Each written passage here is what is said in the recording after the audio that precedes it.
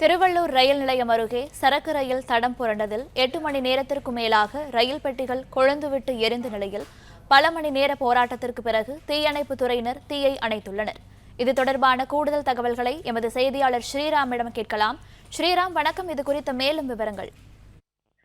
சென்னையிலிருந்து திருவள்ளூர் வழியாக ஜோலார்பேட்டைக்கு சென்ற கூட்ஸ் இந்த ரயிலில் 52 பெட்டிகள் மற்றும் டேங்கர் மூலமாக டீசல் மற்றும் க்ரூட் ஆயில் ஏற்றி செல்லப்பட்டது. அதிகாலை 5:20 மணிக்கு தீ விபத்து ஏற்பட்டது.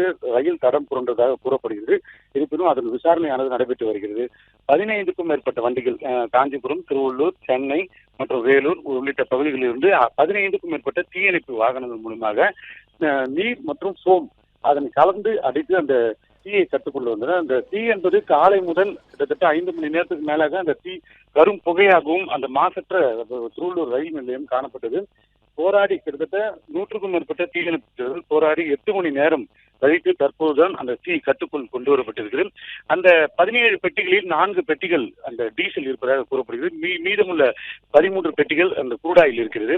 அது ஒட்டுமொத்தமாக 16 பெட்டிகள் ஒட்டுமொத்தமாக எரிந்து நாசமாயிருக்கிறது. 2 பெட்டிகள் மட்டுமே அந்த டேங்கர்கள் இருக்கிறது. அதனை பாதுகாப்பான முறையில் அப்புறப்படுத்தும் பணி தற்போது நடைபெற்று வருகிறது.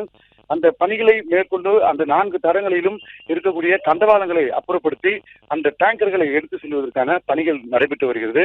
100க்கும் மேற்பட்ட ஊழியர்கள் போராடி தீயணைப்பு வீரர்கள் அந்த 8 மணி நேரம் கொழுந்து விட்டு எரிந்த தீயை கட்டுக்குள் கொண்டு வந்திருக்கிறார்கள். 2 டேங்கர்கள் மீதம் இருக்கிறது. அதனை அப்புறப்படுத்தும் பணியில் தற்போது ஊழியர்கள் ஈடுபட்டு வருகிறார்கள். விவரங்களுக்கு நன்றி ஸ்ரீராம். பிளே ஸ்டோர் மற்றும் ஆப் ஸ்டோரில் இருந்து பாலிமர் செயலியை QR கோடு மூலம் பதிவிறக்கம் செய்யுங்கள். செய்திகளை உடனுக்குடன் பெறுங்கள்.